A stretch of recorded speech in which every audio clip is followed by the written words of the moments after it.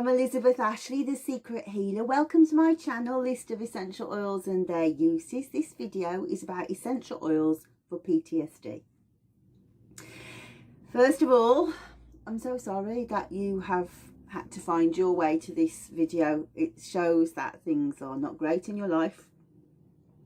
And I want to do the very best that I can to be able to help you. So just want to explain a couple of things before we go to the meat of the video. If you've seen all this before because you've been watching the rest of the series, have a look in the description and it'll tell you exactly where to go just to get the information about the oils. But I've made this suite of videos for Mental Health Awareness Week, after I've been asked lots and lots of times about this information, and I reel it off like this to people over and over and over again.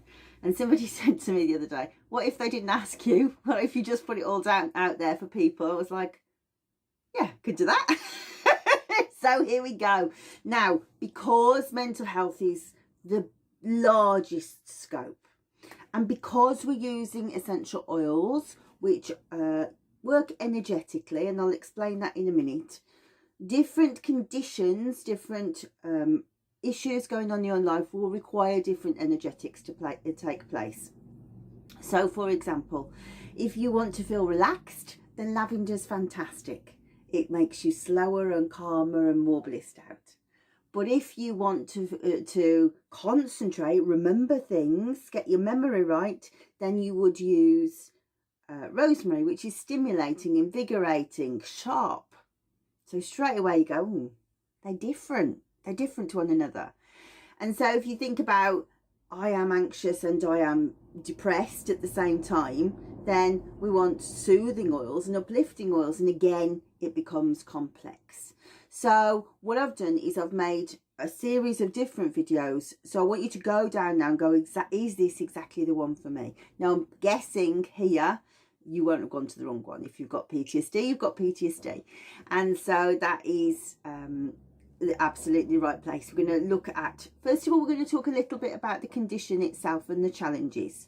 I want to stress that I am a complementary therapist. That means that although I have all of these lovely plant medicines behind me, I love my doctor as much as the next hypochondriac. I'm not going to be telling you to give up your drugs. But there are issues with a lot of the drugs that mean they take their long time to kick in, dependency, that kind of thing. So these videos are tremendous for you to go, I actually would like to try and think of something else to go with it, or maybe help me to wean off if the doctor says, and how then essential oils are a tremendous help in those kind of situations. So as I say, look at the description. You will find several videos which I think you will find interesting. First of all, there's one about me and who I am and why I can perhaps help you. So if you're interested in knowing who's the woman with the incredibly wild lockdown hair, that'll tell you.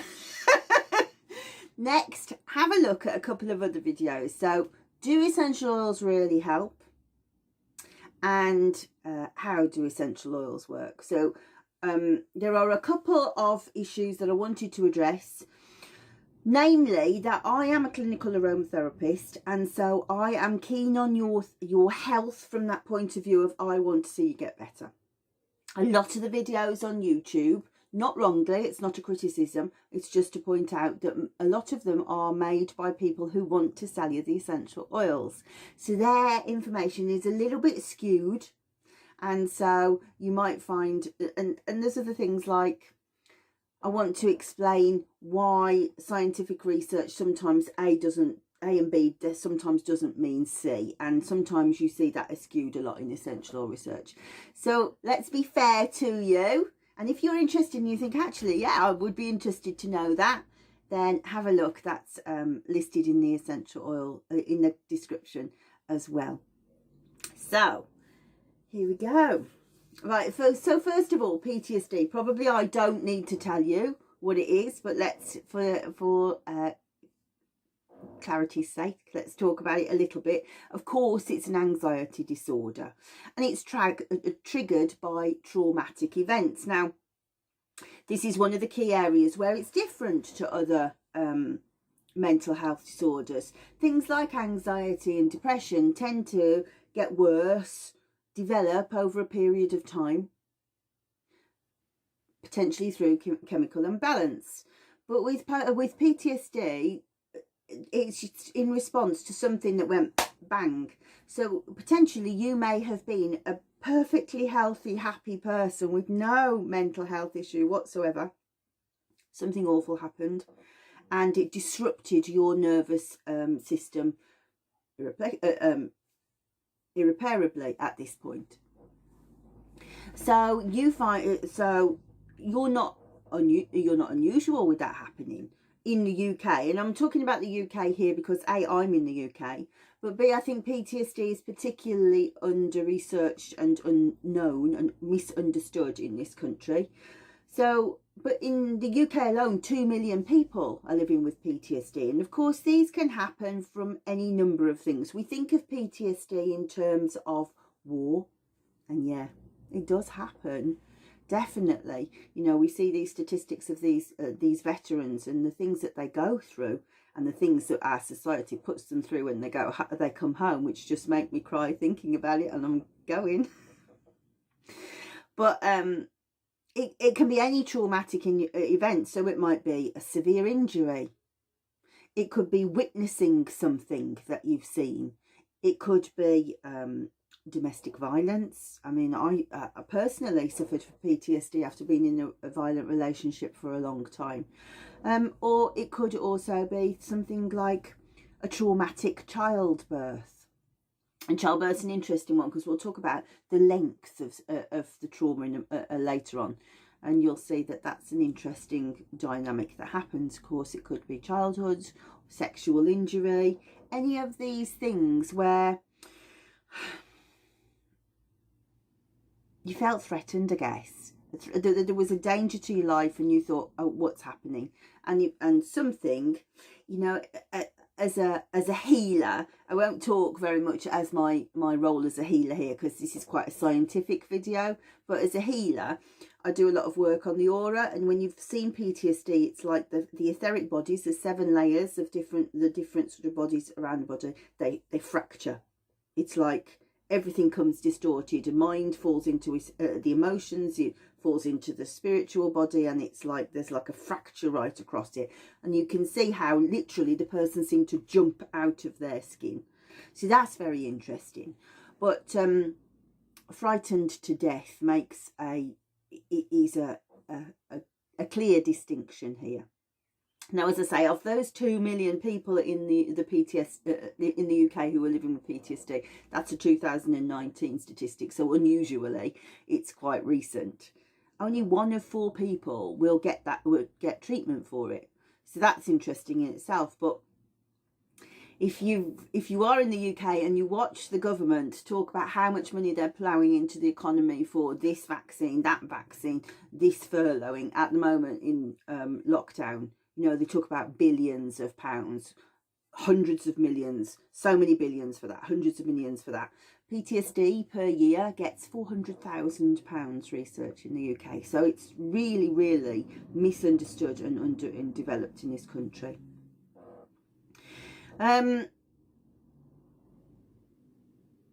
What's interesting too is the event itself may not have been that unusual. So for example, my favourite programme is Doctors, and everything stops. I record Doctors every day, and I like to watch my half an hour. And there was an event where a policeman witnessed a car accident, and he came to the RTI later, and something happened, can't remember what, but somehow some piece of equipment shifted and it ended up on somebody being decapitated in the car. It was very traumatic, and it meant that my Rob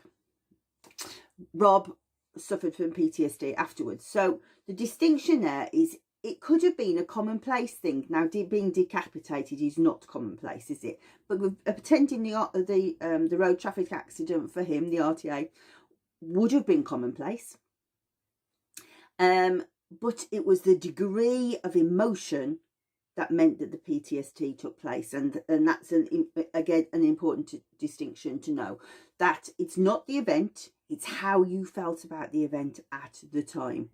And we talk about this, interestingly. I'm not going to go into cannabis in this video, but one of the books I have written is a book about cannabis. And as you can see, it's quite the tome. And on page 166, we talk about how memories are formed, and we're going to talk more in depth about that in a moment. But if you think, well, I didn't really understand that, but I would like to know more, or you think, well, I know that CBD oil and cannabis and marijuana can really help PTSD, I'd like to know more, there's your book. But as I say, this video is about essential oils, so we're not going to go over there too much. But what we're going to talk about in a moment is how short-term memories turn into long-term ones. And so therefore we have this fixed video that kind of goes round and round and flashback, flashback, flashback, flashback, to the point that it monopolises all of your thought processes. So if this is you, awful, I'm so sorry, you will undoubtedly recognise some of these other symptoms. So clearly increased anxiety and fear, that the world becomes a more frightening place generally. Perhaps if you were a soldier, for example, and life was actually, you were quite gung-ho in life, this one event may have really distorted your reality and made you feel more anxious about it. Something called sympathetic dominance. That is to say that the sympathetic nervous system dominates the parasympathetic. So that means that you're consistently in a responsive state to fear, and the body can't switch it off to make you to go rest and repair. So things like your heart's going all the time. You no longer breathe easily. It's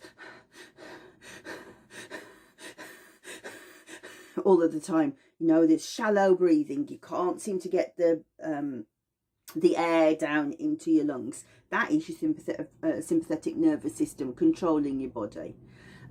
Feeling nauseous, feeling like your muscles are always tense. Well, anybody who feels stressed all of the time will sympathise with that feeling of, oh yes, my shoulders. The chances are, because you're in that fight and flight response, designed for the body to run away from saber-toothed tigers and be able to jump into a tree, your muscles are always constantly engaged.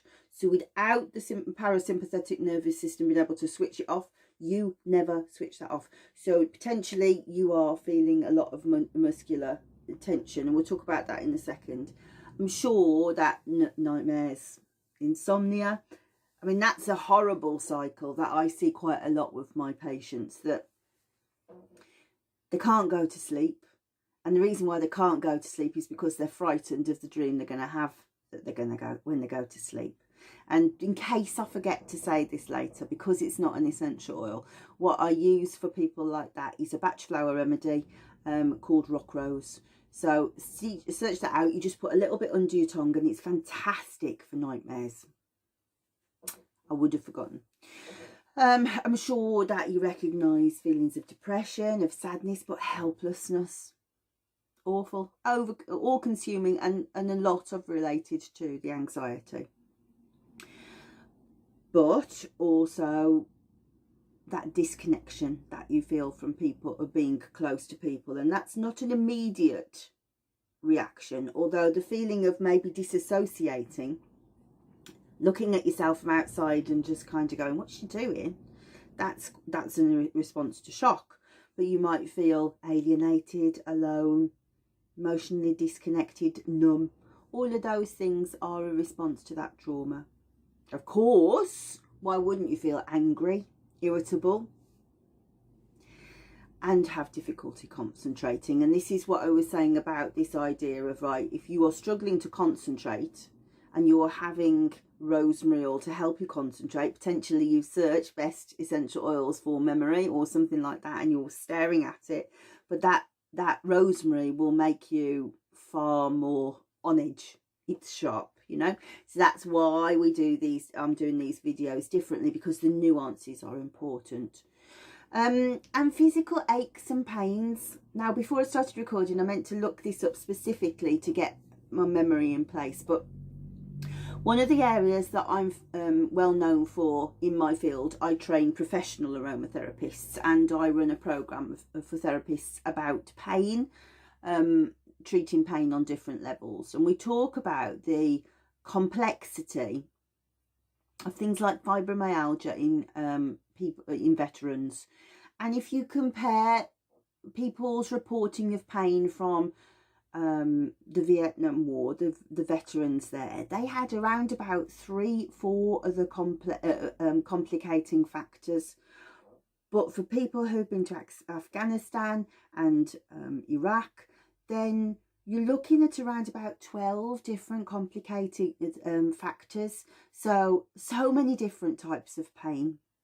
And in particular, one of the areas that I'm very interested in is a pain condition called chronic pelvic pain syndrome, which you can't have a wee, you can't do a poo, sex becomes painful, or if you can have sex, orgasm becomes painful, exercise is difficult, and it's very much related, especially in women, to the hormone cycle, that it's okay at the beginning of the cycle, but then when after you've ovulated, then it becomes very much more painful. And if you look at the incidences in general population against veterans, it's exponentially higher in women who have been suffering from PTSD on many levels, but particularly in veterans. So that again is a complicating factor, and I think it's important to state that because we know so little about PTSD, we can't undo. I'd be very surprised if somebody said to me they'd undone the problems of PTSD solely with essential oils. But we definitely can manage the symptoms. And I think that that's an important distinction to make. So I want to talk about a little bit about memory. And as I say, this is... I have to say, I was laughing at myself when I read it, because I remembered writing it and thinking, oh, I'm quite looking forward to reading this again, because it's about 3 years since I've written it, because I knew I'd spent a long time on it. It's complicated, so I tried to make it as simple as I can and relatable. And I was thinking back to my old dad, who is my late dad, who is the pedestal of my world. You know, I miss him like crazy, and he was a funny man, a lovely, lovely dad. And whenever we were in polite company and he would introduce me to somebody else, he would talk about the trauma of me learning to ride a bike, because I am famously uncoordinated. And I don't know how I became a very talented ballet dancer, which everybody just went, she doesn't even know for a left from a right. How did that happen? So riding a bike was a thing.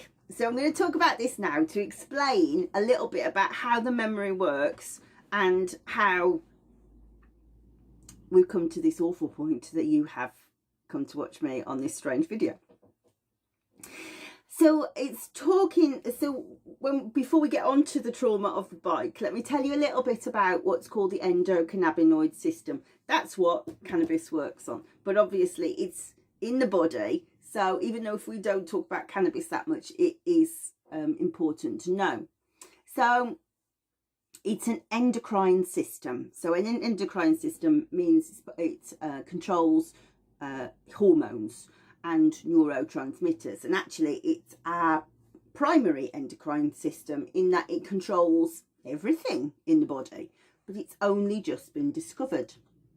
And it got discovered through researching cannabis. And it's right the way through the system. It's made up predominantly of 2 important different types of receptor. We call them CB1 receptor and CB2 receptor. CB1 receptor, cannabinoid 1 receptor, that's what it stands for. CB1 receptor is predominantly in the brain and in the nervous system. So you will find it in the brain and in the brain stem and in the spinal cord. CB2 is found in the periphery, so that means outside of the brain and the spinal cord. and it tends to be on blood cells and lymphatic tissues right the way through the body. So not that bit, that bit. So we're not so interested in CB2 for this lecture. I will tell you a little bit about it, just so you kind of don't have a hole. I don't like holes in information. So CB1 is to do with memory, cognition, appetite, itching, nausea, pain. CB2 is pain, immunity and inflammation. So we can move CB2 because we're not going to be interested in this video. But CB1 we definitely are. Now, what's extraordinary about the endocannabinoid system is it signals what's called retrograde, which means it signals backwards. So to understand that, you need to understand a little bit about nerves. So I'm sure that you know that nerves connect everything in the body, and nervous information goes from the brain to your arm to lift it and then back to your brain. Yeah. So when I studied aromatherapy, which was when dinosaurs roamed the earth, we learnt about the electrical nervous system, in that electrical impulses go down nerves, and that's what happens. And it had never really occurred to me that that might be only half of the story, because nobody had thought of that before. But what we found now is there's actually another part to it called the chemical nervous system. And the chemical nervous system might be an unfamiliar term to you, but you will recognise terms like dopamine, serotonin, cortisol, epinephrine, adrenaline, norepinephrine. Those terms, they are neurotransmitters. And neurotransmitters are the chemical nervous system. So what happens is a nerve wants to send a message to another nerve. So it sends an electrical impulse, and it should pick up the electrical impulse. But so this is a synapse. This is a synapse. Importantly, this is the postsynapse. The first one is the postsynapse. The second one is the presynapse. No, other way around. This is the presynapse. That's the postsynapse. Before the synapse, after the synapse. Silly woman.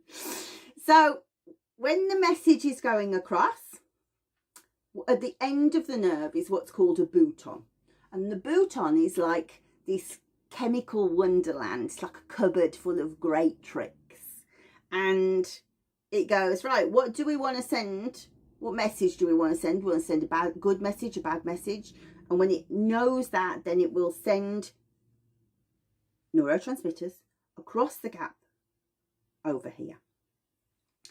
So the presynaptic sends the neurotransmitter to the postsynaptic, and then that goes, oh yeah, cool, I know what that is, and it sends it along. Right? Now, nerves are big. What's interesting about cells, there's lots of different cells in the body, but if you learn about like cardiac cells, it's not really that interesting. There's about 10 different cardiac cells, and once you've seen one cell, you've kind of seen them all. And digestive cells are pretty much the same, but neural cells, loads of different types, all doing lots and lots of different things. And if you think that the longest neuron in the body stretches from your little toe to your brain, big cells. So this information that goes across the synapse, that gap, is really important and has to be powerful. It has to be in balance to be able to do that. And neurological problems happen for many different reasons, but one of the key areas that we look at is this signalling working properly? Is there the right amount of serotonin, the right amount of dopamine? If there is it picking it up right? Is it manufacturing enough? Is it decaying too quick? These are the things that lead to issues. Now, if you will remember that I did say that the interesting thing about the endocannabinoid system is it signals retrograde. So we know that this is the postsynaptic, this is the presynaptic. What happens is the endocannabinoid system is here, and it will in the postsynaptic after the synapse, and it sends information backwards. So it goes, okay, I've got enough serotonin, don't send any more, or I haven't got enough serotonin, send me some more please. Or it's like 2 guys with walkie-talkies really sending the information going, well actually in lockdown there's a great example when I'm trying to go into Aldi and the man's standing on the door and he only lets 10 people in. Okay, you can go in now. Yeah, that he's sending information about the store back to the queue. That's exactly how the endocannabinoid system works. So let's think about that then. So we know that this CB1 receptor is on this postsynaptic sending information back. So what information is it sending? Time for talk about me and my bike.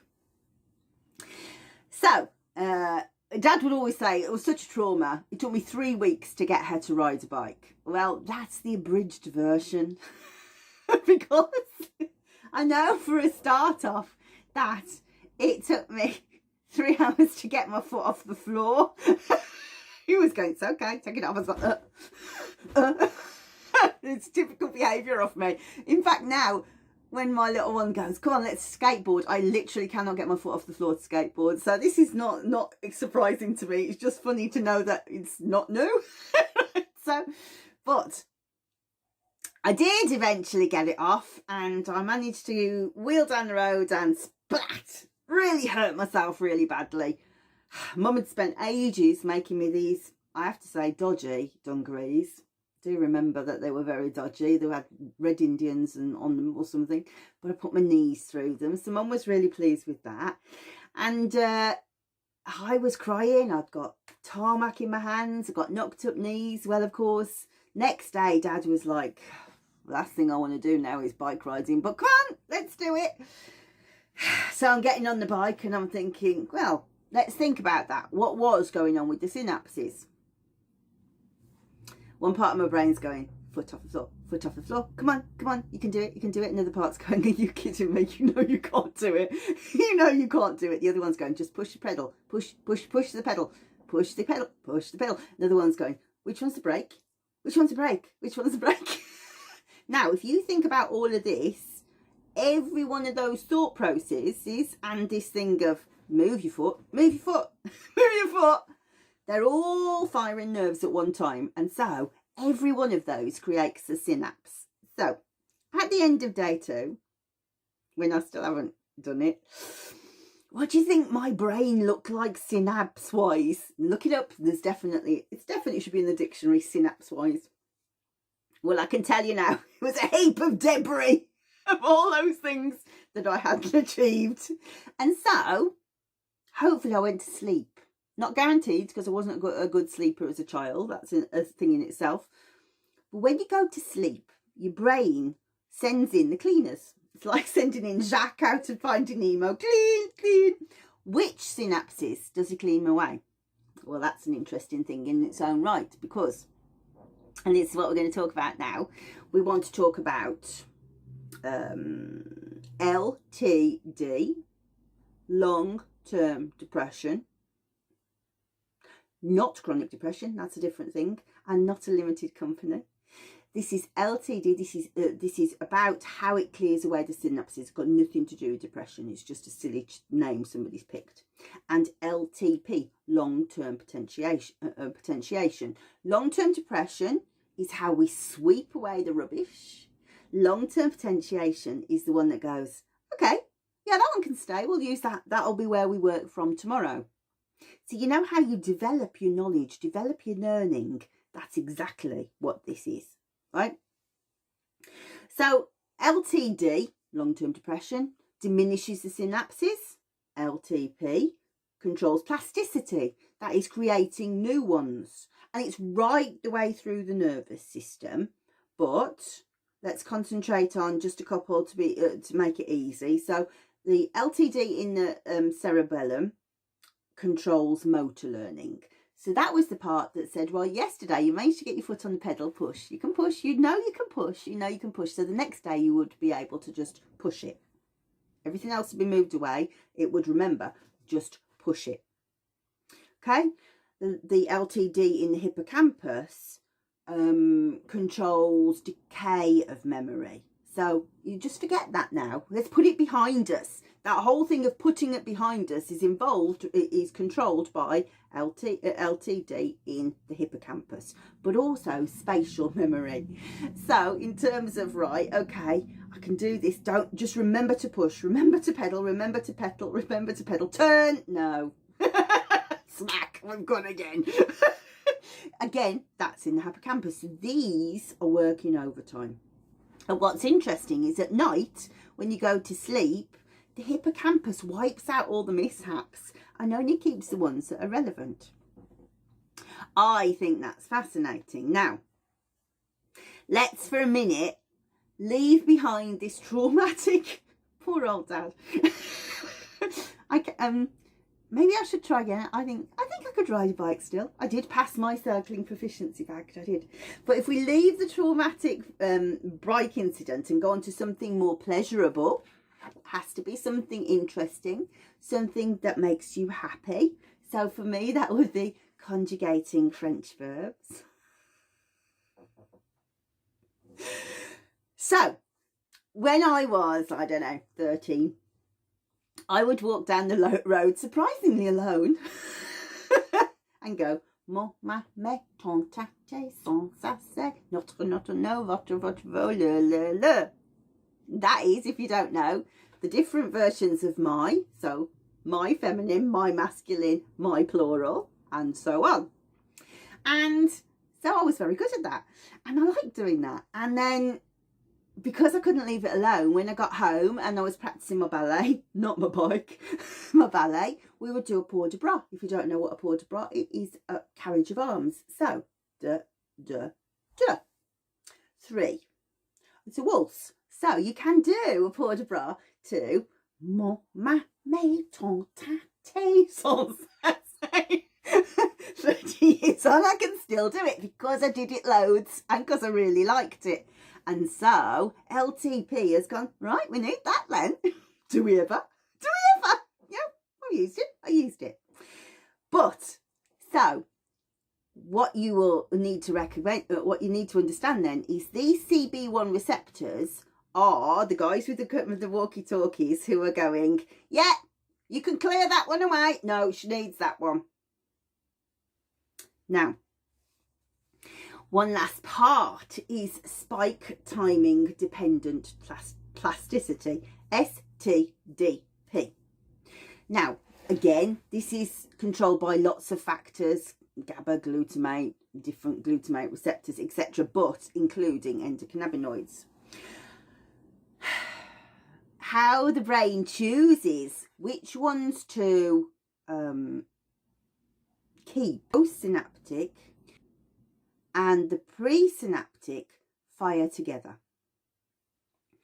So we'll go back to the dancing. Ballet was easy, tap not so much.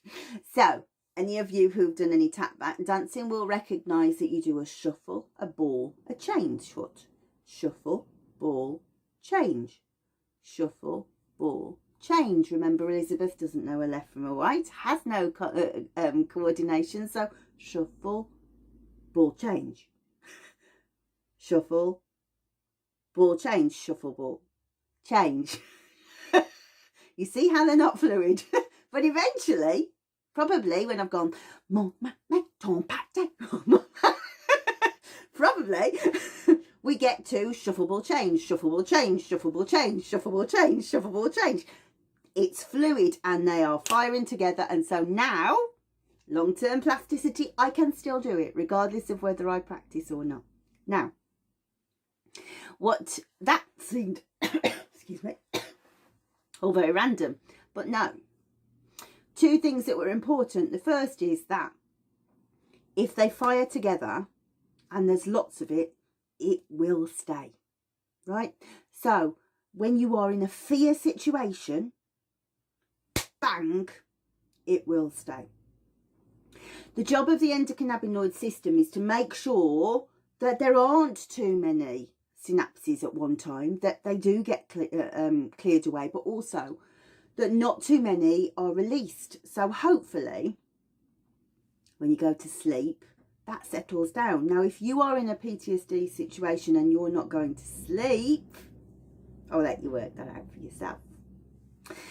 In 2013 in France, there was a superb clinical trial done that proved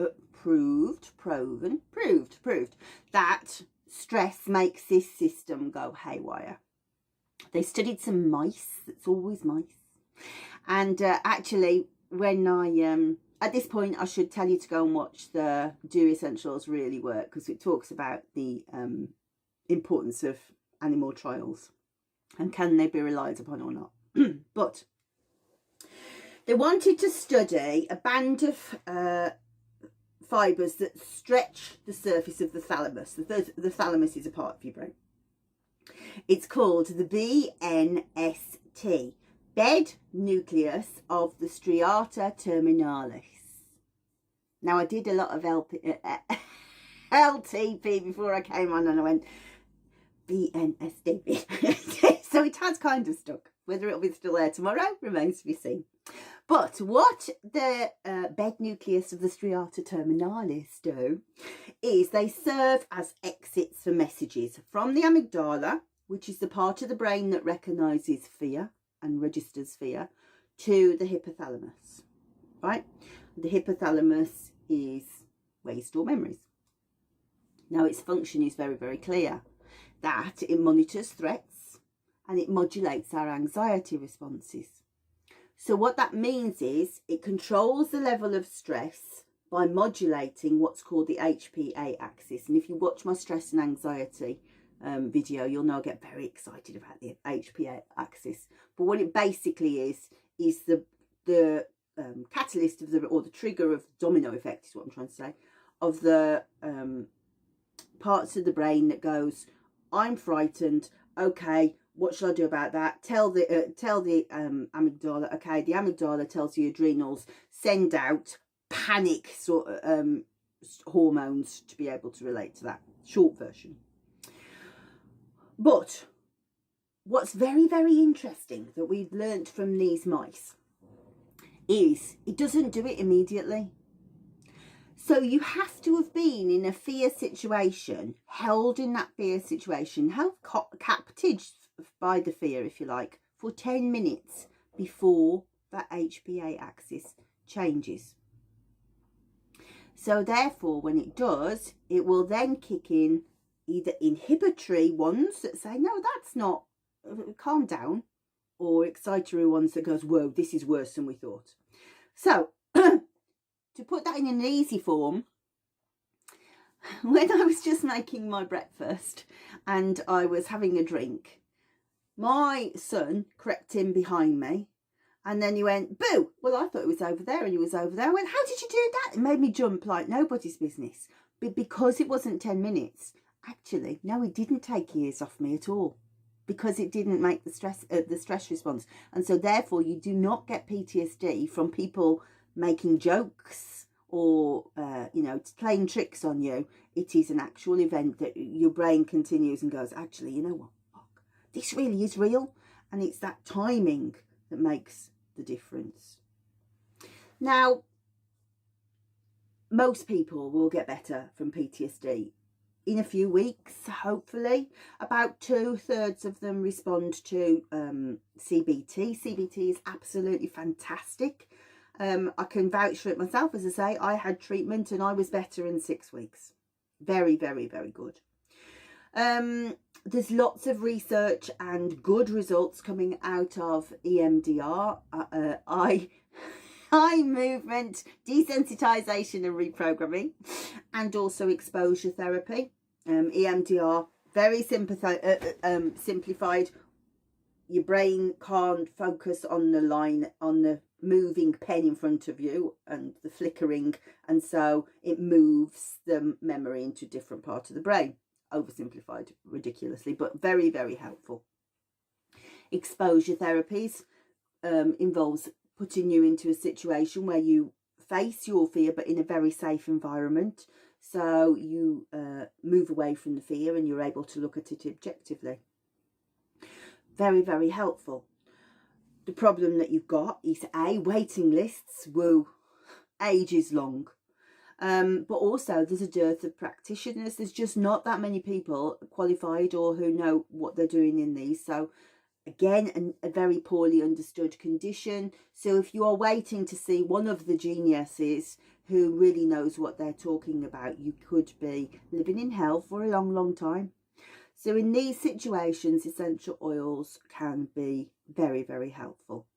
So we will put a marker now, 40 minutes, to say this is where we're going to go into the oils finally. Now, I'm using some cards.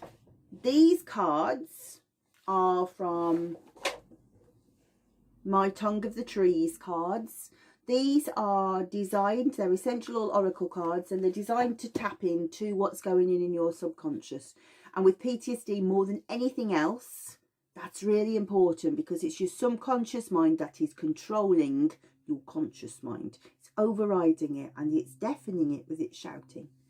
So I've got a handful of cards. I was going to do 10, but then I thought, no, I'm not going to do 10, because there's such a range of different ways that we could look at it. What I'm also going to tell you is, if you look in the description, you will see a link to sign up to my email course. I'm going to go a lot more in depth into how to use these essential oils for you in the emails, because there's a lot of scope that goes way out of this, and we're going to be here for like 4 or 5 hours just so that I can do it thoroughly for you. Well, you don't want that, do you? You want to be able to say, well, that was interesting for about 10 minutes, but you know, tomorrow I'll watch a bit more. So please do sign up. It's Essential Oils for Mental Health, and we'll look at all the different aspects of some different oils and different ways we can use oils. But so the first card, apologies, these come up back to front on my screen. So this is lavender, and its word is support. I say in all the videos, actually, I kind of was an essential oil snob for a long time, and I used to get quite irritated. Why have they done lavender? Why can't they do something more interesting? Well, 30 years experience tells me it might seem boring, but it's cheap, relatively cheap, and the best. The best relaxing, calming, sedative, everyday oil that you can use. So, I should be showing you inhalation. 1 second. Okay, let's think about the oils then. Now, aromatherapy is both a science and an art. So we have to be careful not to get too bogged down in the science. We've talked lots about the science, but also not be too arty. So how do we make that balance? So what I've decided to do is to give you some science on the first couple of oils, but then after that, just kind of go a lot more ethereal and the energetics of the oils. Neither is right, neither is wrong. Hopefully a blend will give you a better understanding of how we work. So I did have designs to do 10 oils, but there's lots more. These are my cards, Tongue of the Trees cards, that have been made in collaboration with a Hungarian aromatherapist called Gergely Halodi. And they tap into this subconscious, really, which with PTSD more than any other condition, the subconscious mind, the memories, all of the stuff that's happened is overwhelming the conscious mind so that you can no longer control it. So we want to tap into that as much as we can. So if you go and subscribe to my newsletter, it will tell you how to go and get these. And I can tell you, they're really powerful tools. When I was making them, I wasn't really convinced, but since I've played with them, very, very helpful. So let's start with lavender. Now, I can be a bit of an essential oil snob. And for a long time I used to go, why are we doing lavender again? I'm so bored of lavender. Everybody does lavender, and the reason why everyone does lavender is because it is the best. Also, it's quite inexpensive, relatively speaking, in terms of essential oils. You know, you can spend hundreds of pounds on essential if you want to, but with lavender, you know, you can pick it up quite easily. And it is so sedative. It's so calming. It's so relaxing. It will help you sleep. Just bring the heartbeats down. make you breathe more easily. You know how we were talking about that sympathetic stuff going in the body, you know, that you were consistently on fight and flight. Lavender says, come on, let's help the parasympathetic calm this down. And it does. It slows your breathing. It stops the heart palpitations. Fantastic, fantastic. So I would recommend to you straight away to go and get some lavender oil. Now I'm going to show you how, just here, how I do with my patients. Lavender oil in a cup. And in my cup was hot water, boiling hot water. And I'm going to go 1 drop. Only 1 drop. That's all you need, right? So it's quite an expensive therapy to do. But if you're only doing 1 drop, then that's not too bad, is it?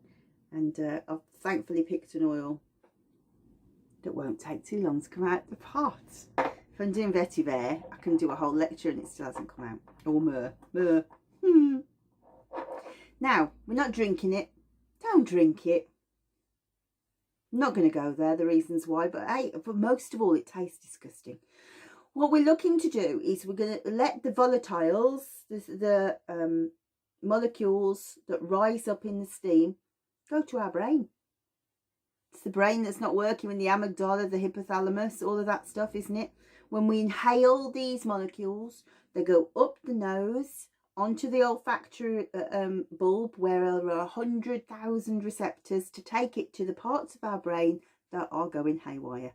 It's the most simple thing that you can do, the most calming thing you can do, and the best and most efficacious thing you can do.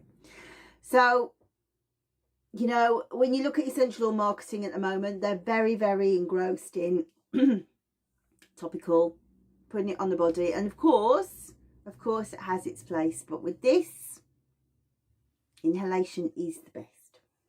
So all we're going to do is we're going to sit here with this lovely warmth. And whereas the car, it's too hot to touch at the moment, but as it gets warmer, it gets cooler, we'll try and do it like, oh, you know, hot chocolate. We sit and breathe.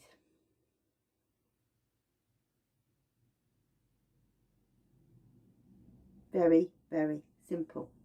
Now, in order to improve the efforts of the oils, I would recommend breathing in for 4, 2, 3, 4, hold 2, 3, 4, out for 4, 2, 3, 4, and the hardest one, hold for 4, 2, 3, 4.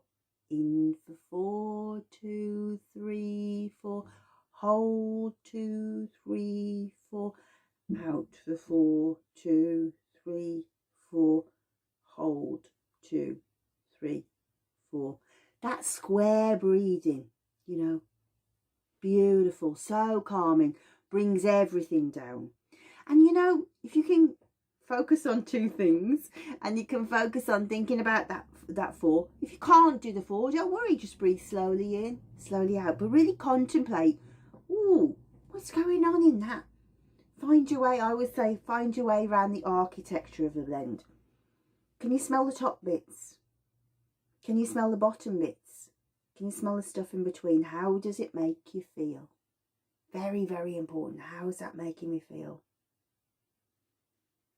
And it is relaxing. It's really, really soothing. Beautiful. Now, we can apply that to absolutely any one of these oils. What's useful is you can do that before bed. You can do it whatever time you want in the day. What I would recommend to you, though, is to start to feel, how does it make me feel in terms of where I am in the day? So lavender is a bit too mellow for me in the morning, you know? I want to be with it. I want to be able to be motivated to do what I want to do in the morning and get my work done. And then lavender after tea, you know? Start thinking about it from that point of view. These are my friends. When am I going to work with them? So I would say to you, lavender, very, very soothing. But, you know, if you are starting to feel a bit fractious and anxiety's with you all of the time, and something's happened and you can't get on top of it, it doesn't matter that it's morning. You know, if that's the one that you find is most effective to you, any time of the day works for me, right? So that is support. Remember, it's lending you support. Next on the list, beautiful rose geranium. I got one outside actually. I should have bought it inside because it's very, very strong smelling, and it's an interesting, actually lavender, and they're interesting because the oils come from the whole plant. Can you see that the flower's been drawn in and the stalk? Doesn't happen on many plants. It's interesting that the ones that are most useful, that does. Now, geranium is just really mellow.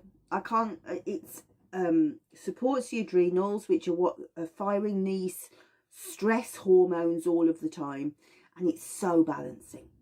Just makes you feel like you're on an even keel again. I recommend this to people who are worrying about lots of things, but in particular if you're worrying about money. Definitely sit, do the cup thing. I should trademark this because nobody else teaches this.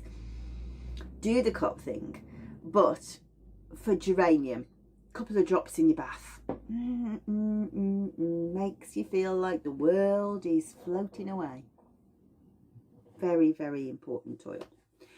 So these are my sort of 3 main general calmers, right? So we're going lavender, geranium, and now chamomile. Drink the chamomile tea, folks. Not the chamomile oil, but drink the chamomile tea. Fantastic. So good for digestive.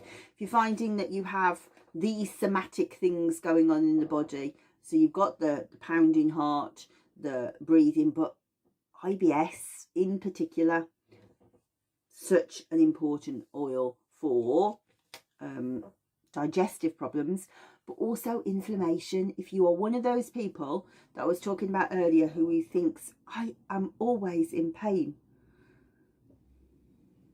the inflammatory markers get shoved right down with Roman chamomile. We could use it topically for that, but drinking the tea and inhaling the oil, so helpful. Now the key to remembering the medicine from my mate chamomile to release, but every time I pick up the oil, chamomile sings to me all the time. She goes, "Que sera, sera, whatever will be, will be."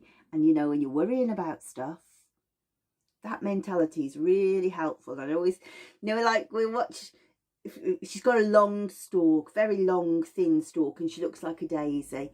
And she's got these soft, floaty leaves. And it's just like the wind comes and she's like, whoa, just bobbing, bobbing, bobbing with the wind. Just go with the flow, and you do take on that energy of the oil. Extremely helpful for, you know, if you feel like everything's frightening, or you feel disconnected from everything else and you feel like you're in a different rhythm to everything else that's going around with you. Yeah, helps you sort of be in the same rhythm, the flow of the universe with everybody else. So that kind of really helps with that disconnect. Now, I've got here a bunch of red cards. Right, red cards in this pack are fruits. Lemon. Grapefruit. Orange. Mandarin. Bergamot. They all have the same kind of safety issue. So let's tell it once and once only, right? Actually, mandarin doesn't, but they do. They are expressed from the rind of the plant. They're not distilled like other essential oils. Actually, they're not really essential oils, but we use them as if they were. They're pushed out. And what happens when that happens is it takes like a lipid across. And do you remember in the 1980s, everyone had Bergasol suntan lotion, and you used to go really brown, didn't you? Kind of stained the skin. Well, that's what happens with these. They have what's called coumarans in, Forana coumarans, and they can really irritate the skin. So if we put these on the body topically, they can really irritate the skin if you don't know how to use them properly. Incidentally, I have another channel called the Tongue of the Trees channel, and you might see that there are some links to these oils which show you how to use them in a way where you will not get those problems. But these are what we call top notes. They come out of the, you saw how fast that came out, that's the middle note. It comes out kind of okay. Top notes go, you go, oh, too many. They come out really fast. So what happens is they also evaporate very fast. So they're very transient. Their effects are not very long lasting. But while you have them, they are like a party. I haven't got lime here. I should have got lime out. Lime is like she kicks of a can. Shows everyone the knickers. So does grapefruit. Grapefruit even shows everything. There's an advert on the telly that goes, I think it's for a I think it's like an orange sweet, and it goes, you but on a really good day. These are you but on a really good day. These are happy, optimistic oils that make you feel like you can look forward. One of the main pitfalls for CBT, one of the things that will stop it working is, for some people it's impossible to stop the negative thoughts and stop the regressing of thinking backwards all of the time. And we'll talk about that a bit more when we get to cedarwood. But if you are having that and you think, I am just going right down, I never seem to have a happy day, then these oils, the top notes, the citruses, are extremely cheap. You know, you can pick up a bottle for like £2 or £3.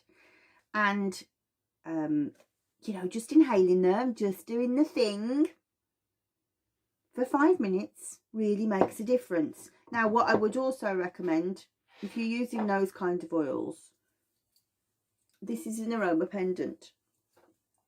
You can get them in all different shapes and sizes. I just happen to like this one. It's got like a little pocket, and I put 1 drop of oil in there, and I just leave it on and inhale it all day. It's just there gently all of the time. And if you really, I stick it in front, so that kind of damps down the smell, so it's not in your face all of the time. But aroma pendants are really, really helpful. And I'm stuck on my earrings. And are really good for top notes because you're not putting them on your body. Except if you have got like an aroma pendant or an aroma bracelet that's got like the lava beads. And if you put that on your skin, you still might find that you get irritated by the oil. So try and get one where, like, see, this one is guarded from the skin. It's not on the skin at the back. So yeah, fantastic. Any of the top notes, really uplifting and yeah, fantastically positive in amongst all of this. In particular, lemon, serotonin, really balances the serotonin, and serotonin is the mood modulator. So if you can use that on a regular basis, it's very, very helpful. Just one last thing about citruses before we move on. They are high in a chemical group called monoterpenes. Monoterpenes decay very quickly. So although you might have, it might smell okay, it can go off. When the monoterpenes go off, when they oxidize, you get skin irritation. So I have to confess that some of the oils on there, I would never use on the skin now. They're too old. And they don't smell 100% great, like my lime in particular. But lemon keeps its goodness. And so I just keep on using it because the brain recognises lemon as it is and still works. But I would not put it on my skin. That's your fruits. Next, we're going on to the flowers. And we have got a bit of a mix, but 3 important flowers. We've got rose, neroli, ylang-ylang. I'll talk about ylang-ylang first. The first thing to tell you about is if you will put ylang-ylang in this, I give you about an hour before you go, oh my, I cannot stand that anymore. It will give you a headache after a while, but it's fantastic. So use it for a small amount. Doing it this way. It's very seductive. You fall in love with ylang-ylang. If you are suffering these somatic things where you're feeling palpitations in particular, ylang ylang brings that down. It's very good at reducing blood pressure. So that's what you're feeling, you know. You're feeling it banging against the walls. Ylang ylang briskly gets blood pressure down, as does angelica root and clary sage. So if you put all those together or use them apart, it doesn't matter. Ylang ylang is really mellow, tranquil, so calming, so blissful. It's very hard to carry on feeling depressed. It's quite a euphoric oil, but as I say, you're only going to want a small amount of that. When it does work, it works really well, but immediately it's like being around somebody who's too saccharine sweet. You're like, I've had enough of you now, you know. That's what will happen with ylang ylang. Neroli. Neroli is one of the few oils that we have lots and lots and lots and lots of clinical evidence for, in particular for anxiety. If you don't know what it is, if you look at the picture, you can see there's an orange with a flower on. It is the flower from the bitter orange tree. It's so romantic, so gentle, so sweet, but not sickly sweet, not like ylang ylang. It's just like a powdery softness. And if you think, oh, actually this is the way I want to go, then I would recommend neroli, because you can wear it for ages and ages, and it's just this light, gentle. It's like being in the breeze, you know. Well, you can imagine, can't you? The blossom on a fruit tree has a lovely fragrance, but a gentle fragrance, because it's transient and it's fleeting, and that's the kind of feeling that you get with neroli. It's lovely, very anti-anxiety, very feminine, very feminine. Rose, also very feminine, but I want to talk, there's a book that I've written called Rose Goddess Medicine, and if you are a man on SSRIs and you are feeling like you're losing track of your sexuality because of them, because they're very bad for bringing about sexual dysfunction, there's lots of research into how rose can bring that sexual function back, but also lift the depression. Very, very powerful antidepressant. And it does help with sleep. It's a specific for trauma, for lifting trauma, but really it's just about feeling connected to everybody else. It's such a powerful oil, but it's expensive oil. And if you can't afford rose, and you think, well, I'd like to give it a poor man's chance, go back to that geranium. Brilliant, brilliant. Not 100% substitute, but a good substitute. Now I'm going to show you two cedarwoods. Cedarwood Atlas, cedarwood Virginian. Cedarwood is the best oil for if you are having negative thoughts all of the time. As I say, that's really going to make a difference to whether your therapies work or not. It's tremendous for switching off negative thinking. The best one is cedarwood Atlas, but from an ecological point of view, I would like to persuade you to go for cedarwood Virginian, which actually isn't a cedarwood, it's a juniper, but it still has the same way of making you determined to get past those thoughts. It brings about this beautiful, tranquil quietness in the mind. It's just like, whoa. It's like going into like this cavernous church and there's just nothing there, and you're like, it's so quiet in here. And after you've had, your brain's been going, and this, and this, and this is going to happen. Oh my God, this is going to happen. This is going to happen. This is happening. When you walk through the cedarwood church doors, you go,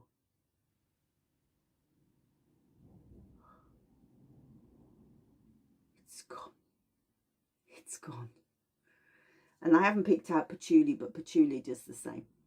Very, very helpful. I talked when I was talking about blood pressure and those somatic feelings, I talked about ylang ylang, and I said clary sage. Clary sage, you may see its keyword is clairvoyance. So that kind of says psychicness, doesn't it? But actually, what the word clairvoyance means is clear-sightedness. And so clary sage is very good at being able to say, are you sure this is not your emotions clouding this? What's the reality? Where's the reality? How much are your hormones screwing this? How much is the trauma screwing this? You know, this feeling of being irritable with everybody. Everybody's having a go all of the time, and they're always on your back and you can't do anything about it. He goes, I'm not sure it's them. And immediately that calms your anger. It's really beautiful, beautiful oil. But, and there is a but, if you're drinking, don't touch it. In the 16th century, they used to use clary sage leaves and flowers to adulterate beer because, yeah, you get this beautiful, intoxicating euphoria that you feel fantastic, and actually you can hallucinate. It's good drip. It's not worth it for the headache the next morning. It's really, really not. Knocks you flat. It's like you've got an axe in your head. So if you are drinking, I would leave that one alone. However, if you feel like your hormones are screwing you about, fab. Frankincense.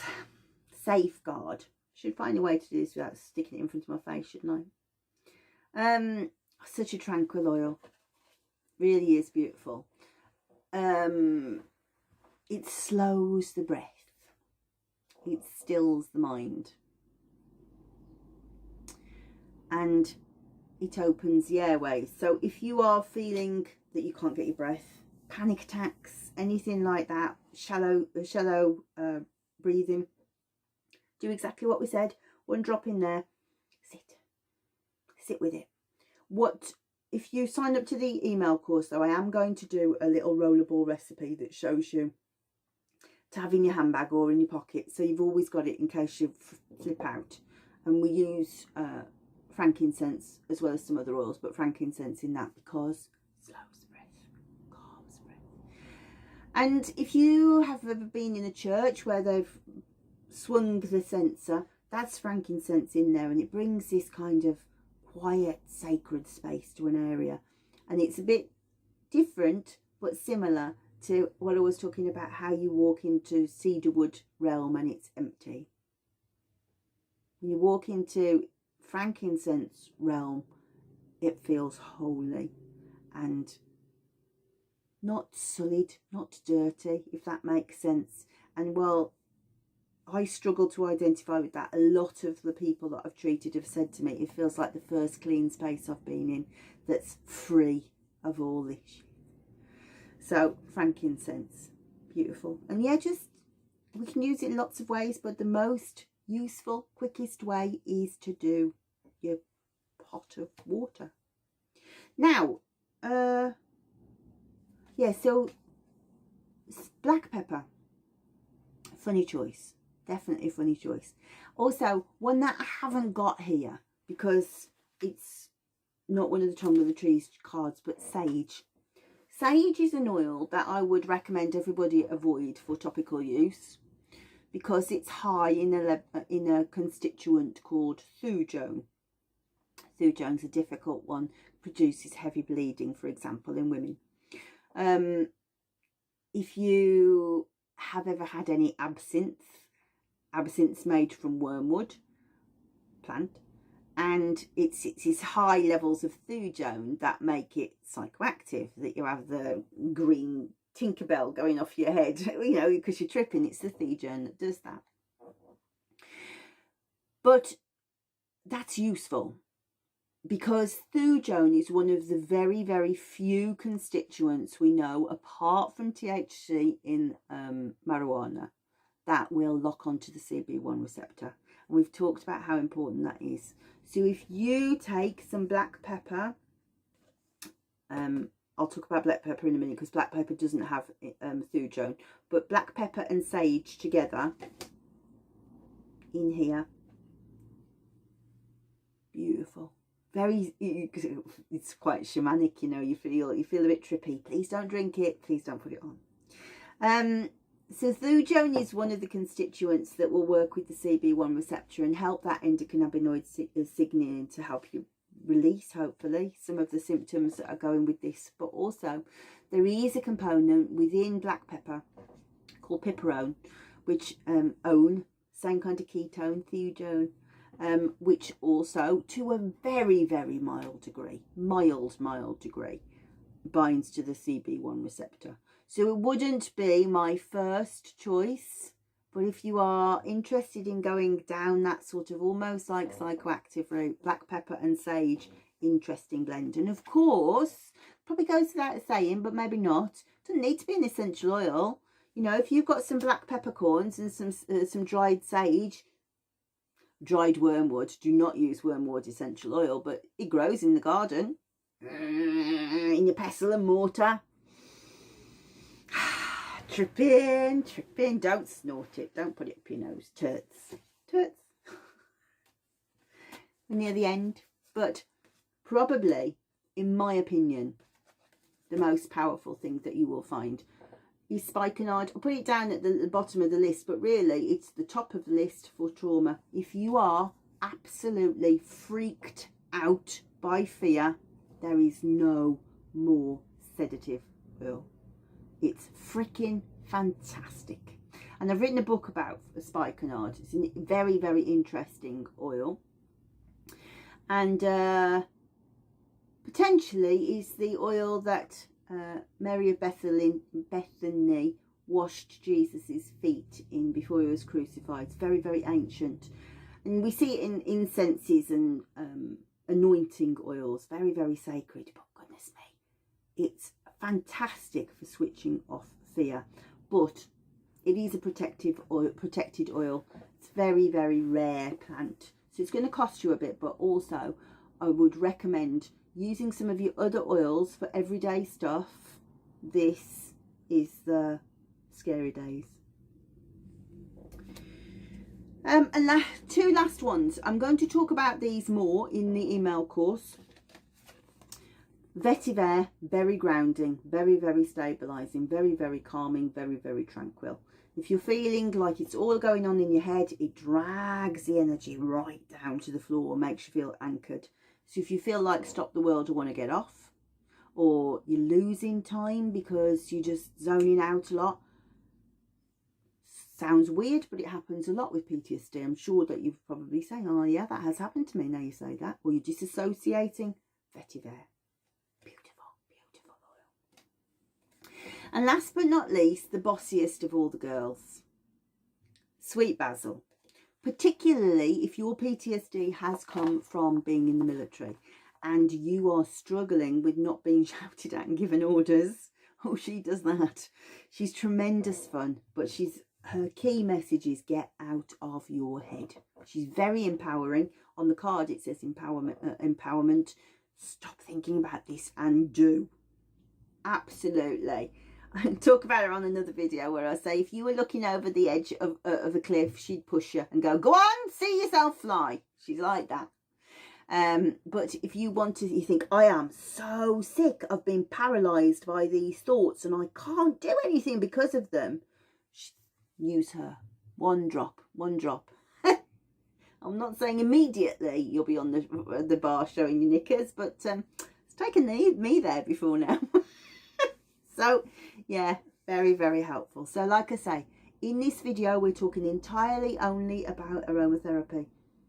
Breathing that one drop, just letting the oil do its job, talking to the amygdala, calming the amygdala, strengthening the hypothalamus and the hippocampus and the ventromedial prefrontal cortex, which is in charge of the parasympathetic, and saying, come on, calm it down. Bring it down, just calm it down. Let's stop the somatic stuff. Let's stop the shallow breathing. Let's stop the palpitations, all the stomach stuff, the pain stuff. Let's calm all of that down. Let's get them to sleep. Rest and restore is entirely parasympathetic. And by strengthening that, that will help you go to sleep. Hopefully, I see you for more videos in the next part on the email. Come and join us, and I'll help you some more with essential oils for PTSD.